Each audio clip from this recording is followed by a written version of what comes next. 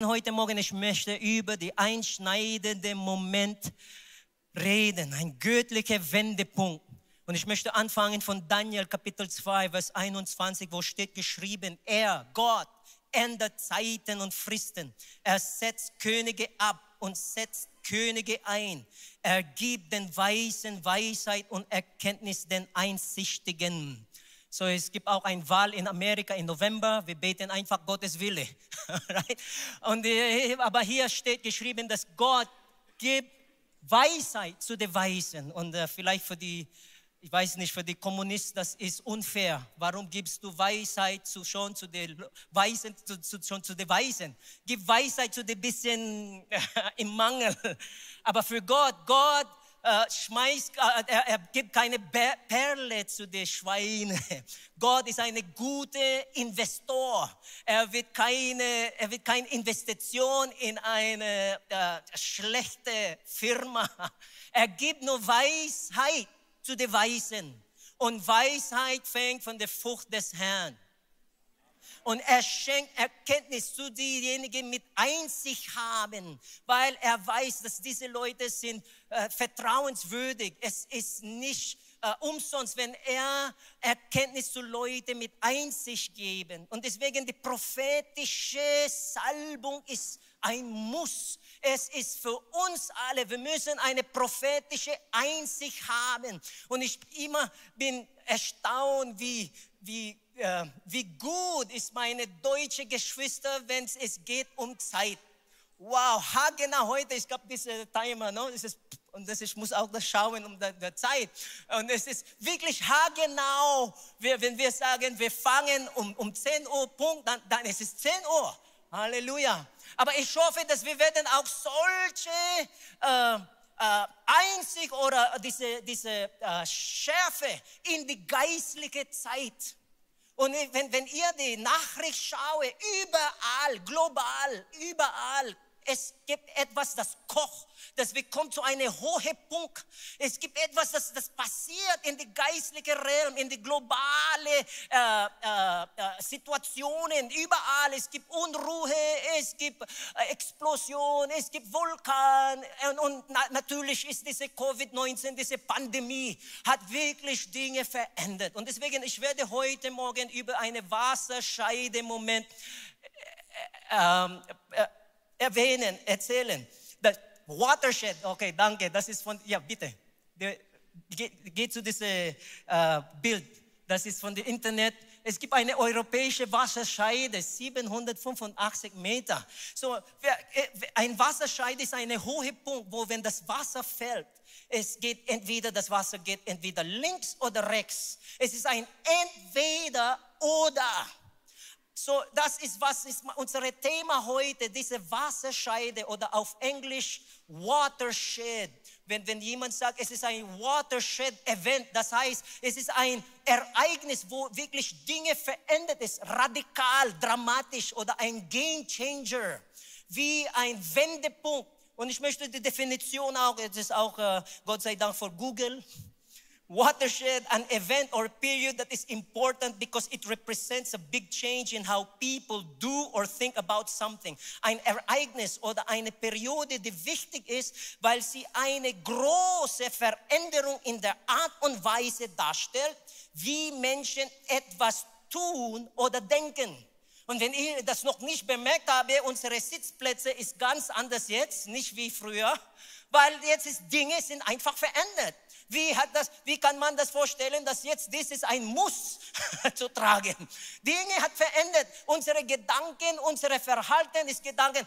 Heutzutage, wir befinden uns in einem Wasserscheidemoment. Eine Veränderung, eine große Veränderung.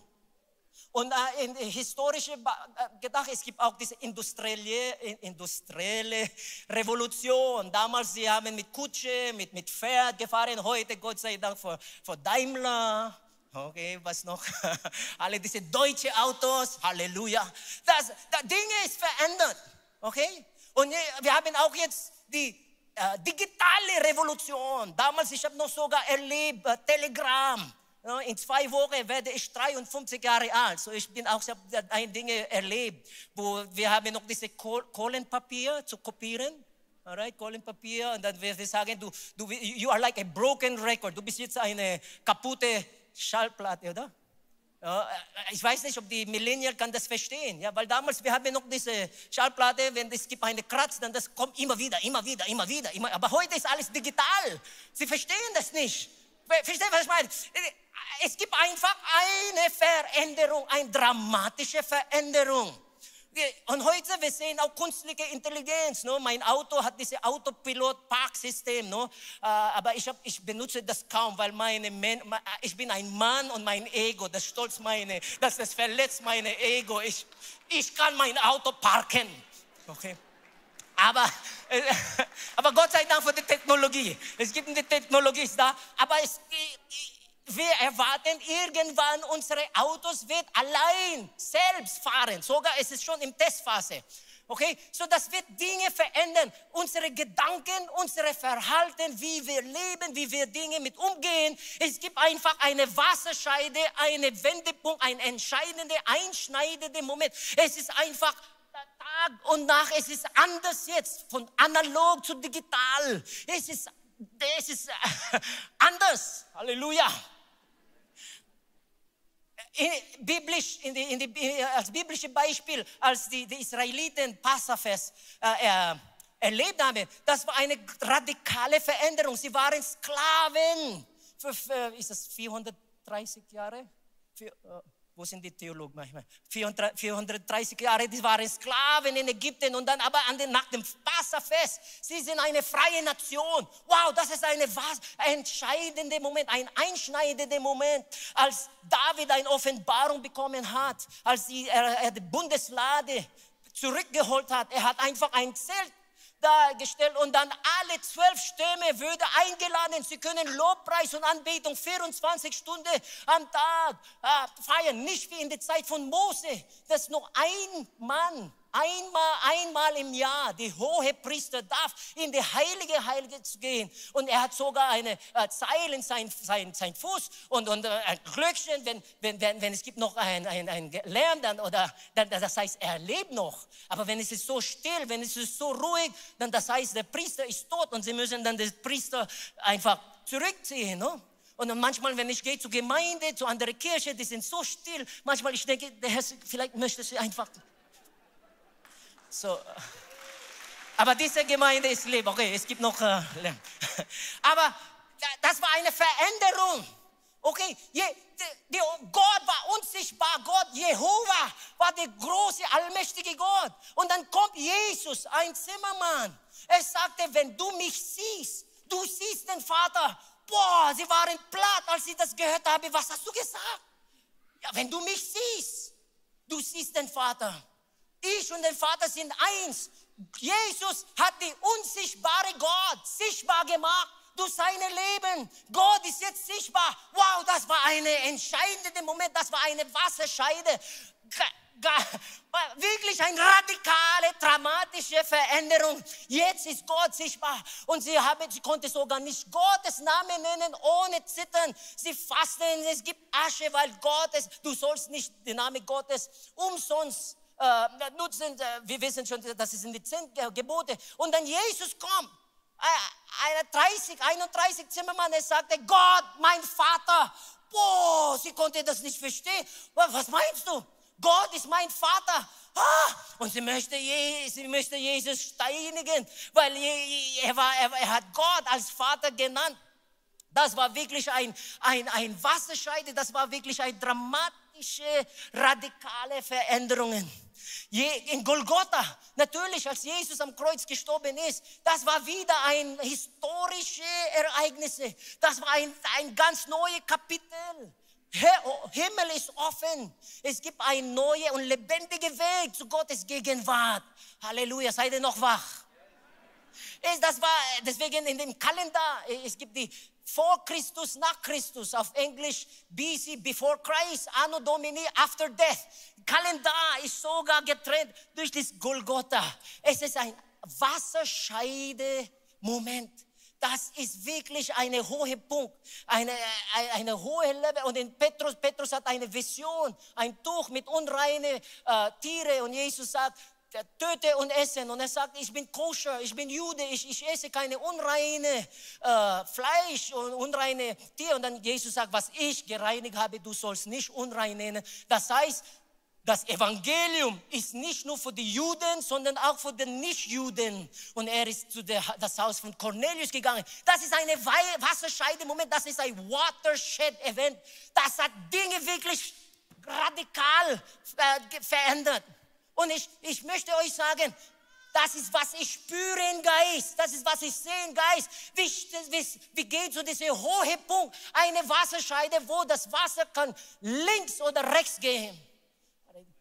Bin nicht zu laut, ich war bei der HNO und da. Okay. Aber ich möchte euch wirklich sehen, wie wichtig ist unsere Zeit denn. Wie ihr merkt immer eure Zeit, wir müssen jetzt auch sehen, was ist die geistliche Ohr. Wir gehen zu diesem Punkt jetzt und für die andere, es gibt schon eine totale Veränderung. Du kannst nicht mehr in analog bleiben, wir sind jetzt in digital im Geist. Wir sind nicht mehr im Alten Testament. Es gibt einen offenen Himmel. Gott ist Vater. Es gibt eine neue Offenbarung für unsere Generation. Am Pfingsten ist der Heilige Geist auf Fleisch und Blut gegangen in die Herzen von Menschen. Wow, der Heilige Geist, allmächtige Gott, wohnt nicht in Steinen, nicht in Gebäuden, sondern in die Herzen von Menschen. Ist diese Bombe irgendwann in dein Leben explodiert, dass der Heilige Geist in mir wohnt, dass ich eins mit Gott bin? Ramasata. Es ist eine andere Zeit. Wir können nicht mehr in die alte Zeit leben. Wir lernen von Geschichte, wir lernen von Historie, aber wir müssen merken, was ist unsere Zeit heute. Es gab schon eine Wasserscheide-Moment. Abraham, Gott hat ihn berufen, hat sein Leben radikal verändert. Wir müssen erkennen, diese definierenden Moment in unserem Leben. Man muss das erkennen. Hey, es ist anders jetzt. Ich kann erinnern, das war Winter. Ich habe schon meine Predigt, mein Konzept fertig und ich möchte schon zum Bett gehen. Und dann Irma sagt zu mir, Schatz, es ist Zeit. Das Wasser ist geplatzt. Und ich kann nicht sagen zu meiner Frau, hey, kannst du nicht morgen warten? Es ist glatt Eis draußen. Nee, sie sagte, es ist Zeit. Und wenn es ist Zeit, dann ist es Zeit. Und ich möchte das sagen, hey, das Wasser ist schon geplatzt.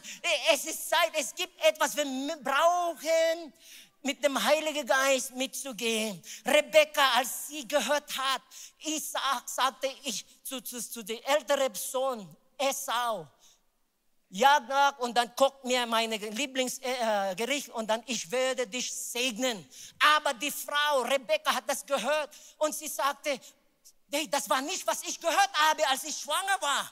Nicht der ältere Bruder wird herrschen über die Jüngere, sondern der Jüngere wird über den älteren Sohn. So, sie hat mit Jakob gesprochen und Jakob sagt, hey, du musst das so machen und dann wir holen etwas von dem Kühlschrank und dann Mikrowelle steckt das und dann lass uns das sagen. Isaac essen und dann schnell, Fast Food. Aber Isaac hat das gegessen und dann was hat passiert? Isaac hat Jakob tatsächlich gesegnet. Und deswegen heute, wir sagen nicht der Gott des Abraham, Gott Isaaks, wir sagen nicht Gott Esaus. Nein, sondern Gott Abraham, Gott Isaak und der Gott von Jakob. Das war ein Wendepunkt für Jakob. Das war ein entscheidender Moment für Jakob. Und ich möchte, dass wir nicht unseren entscheidenden Moment verpassen. Mose, als er diese brennende Busch gesehen hat, das war eine normale, gewöhnliche Ereignis in der Wüste, weil alles sind trocken. Aber dieser Busch hat nicht, der Feuer ist nicht gelöscht. Und sagt die Bibel, Mose sagte, ich werde jetzt wenden. Ich werde jetzt schauen, was ist das jetzt passiert. Und als Gott Mose gesehen hat, wie er reagiert hat, dann Gott sprach zu Mose, pass auf, Gott warte für uns für eine Reaktion, eine Antwort. Wenn du nicht antwortest, wenn du passiv bleibst, Oh, du kannst nicht etwas Großes von dem Herrn erwarten. Als Mose hingewendet hat, als er hingeschaut hat, dann Gott sprach zu Mose, was tust du, so dass du etwas von Gott bekommen hast, also dass du eine Offenbarung von Gott bekommen hast? Hast du schon irgendwann gefastet? Hast du irgendwann wirklich mehr gelegt, mehr gegeben hast? Jetzt ist nicht die Zeit, passiv zu bleiben, obwohl viele sind in Stillstand. Aber im Geist, nichts ist in Stillstand. Vielleicht die Wirtschaft ist in Stillstand, vielleicht viele Geschäfte sind in Stillstand, aber nicht im Geist. Ich sage zu euch, es gibt viel Bewegung im Geist. Als David war da, er hörte, dass diese Goliath vor 40 Tagen geschrien hat. Und er sagte, er hat gefragt, was kriegt der Mann, wenn diese Goliath tötet? Und dann der Bruder sagt, hey, geh nach Hause. Er hat sie fest verboxt, er hat einfach ein Lunchpaket gebracht, Lieferdienst. Oh, heute ist eine gute Geschäft und Lieferdienst, okay. Er hat einen Lieferdienst und dann er ist gegangen und dann der Bruder sagt, geh nach Hause. Und was sagt David? Hey, warte mal. Das ist eine göttliche Wendepunkt. Es ist eine gottgegebene Gelegenheit. Es ist kein Zufall, dass ich hier bin. Es ist kein Zufall, dass ich bringe jetzt eure Lunchpaket und ich höre diese Goliath. Es gibt eine höhere Grund. Und ich möchte euch sagen, hey, es ist kein Zufall, dass du und ich leben in dieser Pandemiezeit, in dieser 2020. Obwohl wir müssen vielleicht sagen, unser Reisepass muss noch ein Jahr verlängert, no? Weil es ist fast 2020 ist ein Stillstand auch bei unserem Reisepass. Aber wir brauchen jetzt mehr wir müssen das verstehen, dass es ist kein Zufall, dass wir leben. Ruth ist geblieben, sie ist loyal zu Naomi. Ruth war eine heidnische Frau. Ruth war kein Jude. Sie war Pagan, sie war heidnisch, sie war Moabite. Aber sie sagt zu Naomi, ich bleibe bei dir. Dein Gott ist mein Gott. Dein Volk ist mein Volk. Und heute, wir können lesen den Namen von Ruth. Sie ist die Großmutter von Jesu Christus. Eine moabitische, heidnische Frau. Warum? Sie hat diesen Wasserscheide-Moment erkannt. Sie hat diesen Wendepunkt gesagt, hey, ich bleibe loyal. Aber im Gegenteil ist Orpa hat Naomi verlassen. Und sagt die Bibel, dass sie ist zurück zu ihrem Volk und zu ihren Göttern gegangen. Und es gibt immer diese Entweder-Oder. Und ich möchte, dass wir nicht unsere Wasserscheide-Moment verpassen. Nach 3 Monaten, als ich wiedergeboren bin, habe ich eine Prophetie bekommen. Und dann ich habe an diese Prophetie geglaubt. Ich habe mein ganzes Leben gegeben. Ich bin kurz vor 17 Jahren, ich habe Jesus kennengelernt. Nach 2 Jahren, ich war schon in Vollzeitdienst. 19 Jahre, 18 Jahre, ich habe schon gepredigt. In 21 Jahren habe ich schon eine Gemeinde gegründet. Im Alter von 21 Jahren habe ich eine Gemeinde gegründet, nicht in mein Land, sondern im Ausland, in Korea habe ich eine Gemeinde gegründet. In meinem jungen Alter, ich stelle keine Bühne für mich, aber ich möchte euch herausfordern, wenn du einen entscheidenden Moment in dein Leben ergreifst und nimmst, das wird wirklich dein Leben total radikal ändern. Und es ist super. Halleluja.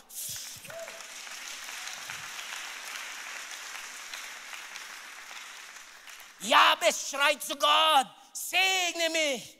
Zachäus ist auf den Baum geklettert und Jesus sagte, komm runter, ich gehe zu dir zu Hause. Wow, das war ein entscheidender Moment, ein einschneidender Moment, ein wasserscheidender Moment für Zachäus. Bartimäus, ein blinder Mann, er hörte, Jesus, der Wundermacher, ist hier in unserer Gegend. Er ist geschrien, Jesus, Sohn Gott David, erbarme dich. Und dann haben wir gesagt, hey, Ruhe, du bist so laut. Ja, es ist Ruhezeit. Ne? Wir sind in Schwabenland, Ruhezeit.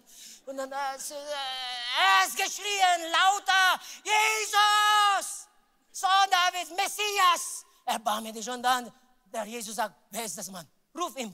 Und sagt die Bibel, als Bartimäus gestanden ist, er hat seinen Mantel, seine Kleid geworfen In der Zeit war die Bettler, sie haben eine Erlaubnis zu betteln, sie haben eine Lizenz. Und das war eine Sonderkleidung. Und als er gestorben ist, er ruft mich und im Glaube, er sagt, ey, ich brauche nicht mehr meine Lizenz zu betteln, weil ich weiß, ich würde geheilt. Das ist so, diese ergreifende, definierende Moment. Eine Frau vor 12 Jahren geblutet hat, sie war so fest überzeugt, wenn ich nur Jesus sein Gewand berührst, ich weiß, ich werde geheilt. Und ich möchte euch heute herausfordern. Wir leben in einer Zeit, wie kommt diese Scheide? Ist das Mikrofon? Okay, ich brauche keine Mikrofon, aber wir sind im Livestream. Wir kommen zu diesem hohen Punkt und es ist ein Entweder-Oder. Aber die andere ist ja, du hast schon diese Wasserscheide-Moment erlebt und du musst jetzt ein Metanoia, ein Umdenken haben. Jetzt ist ganz anders. Die alte Instrumente, die alten Werkzeuge, sie sind veraltet. Wir leben in einer neuen Zeit.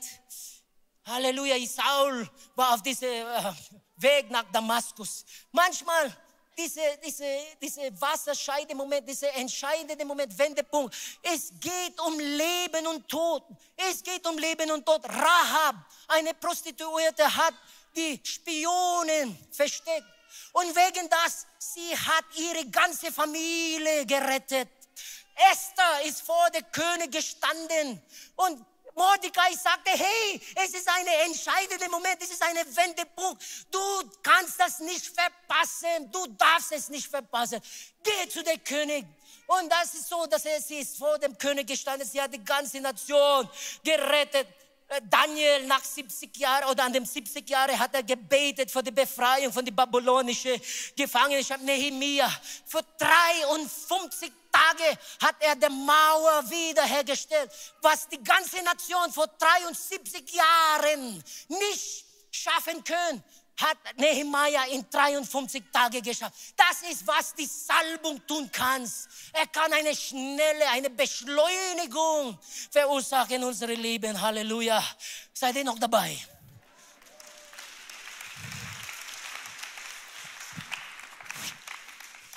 Es war 14 Grad heute Morgen, aber heute vielleicht ist es ein bisschen anders. Dankeschön. Ich möchte euch wirklich sagen, es gibt eine Gefahr. Es geht um Leben und Tod. Könnt ihr euch vorstellen, hätte es nicht Irma geheiratet, vielleicht, ich stehe nicht vor euch jetzt.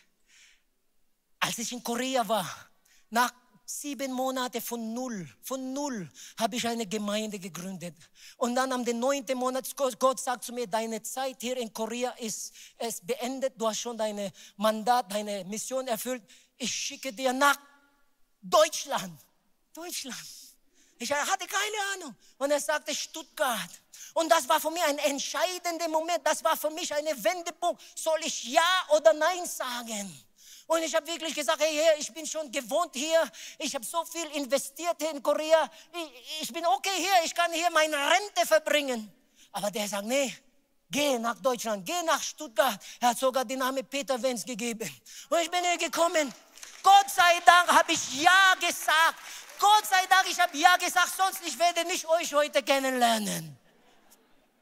Das war ein entscheidender Moment für mich. Als mein Sohn geboren wurde, das war auch ein entscheidender Moment. Ich bin jetzt ein Vater. No, als ich Irma geheiratet, das war auch ein entscheidender Moment. Ich bin nicht mehr Single. Ich habe einen Ring. Ich werde das nicht verstecken. Ich werde nicht in Facebook andere so die flirten. Geht nicht. Das geht nicht. Ich bin schon verheiratet. Als mein Sohn geboren wurde, ich bin jetzt ein Vater. Das verändert radikal mein Leben. Dinge sind einfach verändert. Hey, könnt ihr endlich kapieren? Unsere alte Passivität geht nicht mehr an diese Zeit. Wir müssen etwas unternehmen. Es ist anders. Für einen Monat, wir waren in der Pastorenrunde, Gott hat mir eine Offenbarung gegeben. Ich habe diesen Satz gehört. Und Gott, in meinem Geist hörte ich diesen Satz. Die zweite Welle kommt. Ich habe die zweite Welle, was meine zweite Welle? Und dann Gott sagt zu mir, was die Gemeinde in die erste Welle verpasst hat, ich werde die Gemeinde nochmal eine Chance geben, sodass sie in diese zweite Welle erfüllen kann, ihre Mandat. Ich weiß es nicht, ob das geht um diese Covid-19, Corona, aber im Geist, ich weiß, es gibt nochmal diese zweite Welle. Halleluja. Ich war in Kalifornien, ich habe meine Familie dort besucht, meine Sohn, meine Kinder, meine Nichte. Wir waren in San Diego Beach, Welle kommt und dann wir haben diese wie heißt das, Boogie Board oder so, wie heißt das auf Deutsch? Anyway, dieses Surfbrett. Und dann Welle kommt. Wir standen da und dann mein Sohn, meine Tochter, meine Nichte, alle getragen von der Welle und ich bleibe immer noch da. Peinlich. Erste Mal, zweite Mal, dritte Mal, hey, schon vielmals, was tue ich falsch? Und dann meine Nichte sagt, Tito, Onkel, Timing. Timing, Onkel, Timing. Du bist entweder zu früh oder zu spät, deswegen du kriegst nicht die Welle. Und ich möchte das heute sagen, hey, jetzt die Welle kommt, Hast du, vielleicht du hast die erste Welle verpasst, Gott sei Dank für seine Barmherzigkeit, es gibt immer noch eine zweite Welle. Am Anfang dieses Coronavirus,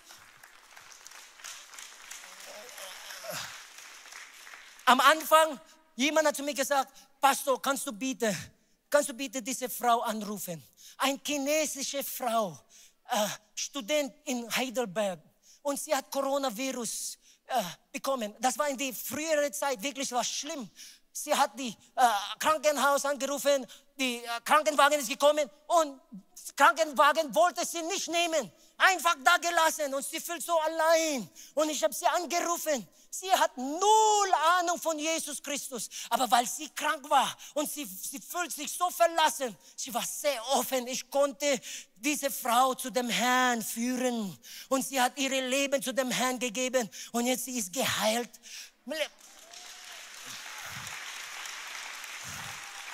Es gibt 100 Familien auf den Philippinen. Hier ist es wirklich brutal. Diese Wirtschaft ist kaputt, wirklich. Viele Leute in meinem Land. Wir reden nicht, ob sie Geld haben für Urlaub. Nein, ob sie Geld haben, Essen zu kaufen. Und jetzt ist eine Gelegenheit für unsere Gemeinde, ist eine Gelegenheit für uns, Leute, wirklich diese Hand und Füße und Mund von Gott, was diese Serie im September, es ist eine Gelegenheit, jetzt ist die Zeit, wirklich unsere Licht scheinen zu manifestieren für Gottes Ehre. Ich habe eine prophetische Wort und ich versuche das wirklich jetzt, hört zu. In dieser zweiten Welle habe ich auch eine Offenbarung bekommen. Und das war die Geschichte von Josef. Wir wissen, dass Josef war sehr prophetisch. Und er hat gesehen, 7 Jahre, laut der Auslegung von dem Traum, 7 Jahre Wohlstand, 7 Jahre Hungersnot. Und was hat er gemacht während der Zeit von den 7 Jahren von Wohlstand? Er hat 1/5 gespart, 1/5 von der Ernte an die Seite gelegt, zum Vorbereiten für diese 7 Jahre Hungersnot. Ich habe eine prophetische Wort für uns alle. Jetzt ist die Zeit, nicht mehr die Minimum. Was war Minimum? Minimum ist Zehnte. 10% ist Minimum. Nur ich hoffe, dass ihr bezahlt eure Zehnte. Hey, das Zehnte gehört nicht dir. Du gibst nicht die Zehnte, du bezahlst die Zehnte. Was du oben drauf gibst, dann du hast gegeben zu dem Herrn.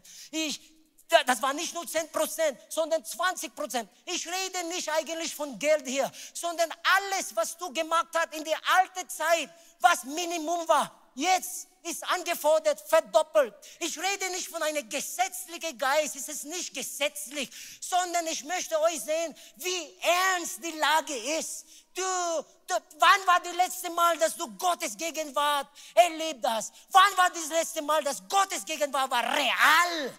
Dass du wirklich auch vielleicht geweint, dein Herz war berührt. Wann war das letzte Mal, dass deine Anbetung hat wirklich Gottes Herz berührt hat?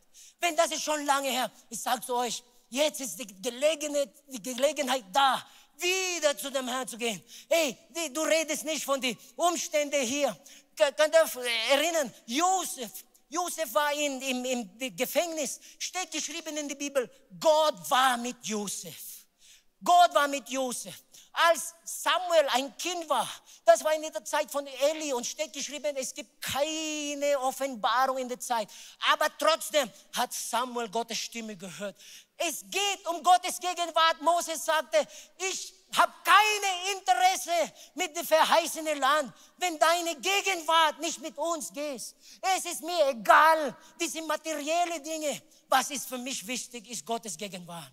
Und ich ermahne euch, ich ermutige euch, lasst wieder eine Hunger und Durst nach Gottes Gegenwart sein. In diesem Wasserscheide-Moment, in diesem einschneidenden Moment, in diesem Wendepunkt. Es ist Gottes Gegenwart, das wird uns tragen durch diese Zeit. Und ich sage zu euch, jetzt ist die Zeit, der Herr ruft seine Gemeinde aufzustehen in eine höhere Level und erleben seine Gegenwart in eine neue Art und Weise.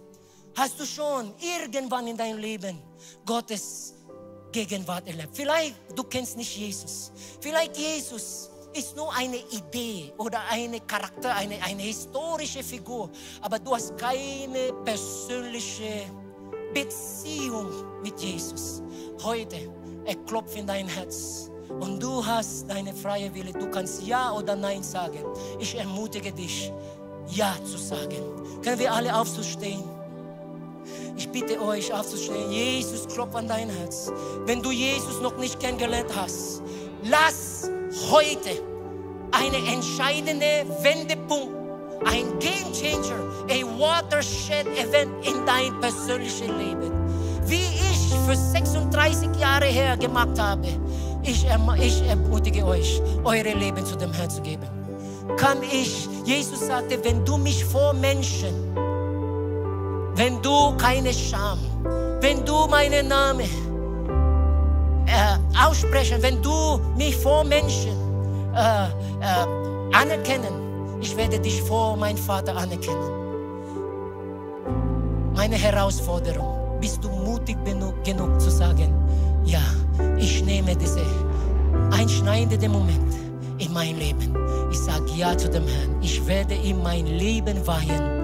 Ich werde ihn als Herr und Erlöser nehmen. Es gibt da jemanden heute, kannst du bitte deine Hand zu dem Herrn ausstrecken. Danke, Herr Jesus. Und sag, mein Leben gehört zu dem Herrn. Ich möchte ihn kennenlernen. Danke, Herr Jesus. Thank you, Lord. Amen. Gott segne dich. Gott segne dich. Ich sehe die Hände. Ich sehe schon die Hände. Halleluja. Gott sieht. Und lass uns alle diese Gebet beten. Auch die anderen, die das schon gemacht haben. Lass uns unsere Leben zu dem Herrn weihen. Auch die auf dem Livestream. Lass uns alle beten. Himmlischer Vater. Komm, sag das laut. Himmlischer Vater. Danke, dass du mich liebst. Ich glaube an dich, Jesus. Du bist am Kreuz für mich gestorben. Am 3. Tag bist du auferstanden. Du bist mein Herr. Du bist mein Erlöser. Ich gehöre dir von nun an bis zum Ewigkeit. In Jesu Namen. Amen. Bevor wir dieses Lied singen, es ist ganz stark in mein Herz. Es gibt junge Leute hier, junge Erwachsene. Es brennt in dein Herz. Es gibt schon du bist satt mit Religiosität. Du bist satt mit was ist nur eine Form, aber ohne Substanz. Es gibt einen Schrei in dein Herz. Heute, Gott hört deinen Schrei. Und ich verspreche dir, wenn du wirklich von deinem Herz zu dem Herrn rufst, du wirst ihm heute begegnen. Feuer von Gott. Lass uns dieses Lied singen. Und als wir dieses Lied singen, lass uns unsere Herzen, unsere Leben zum Herrn weihen.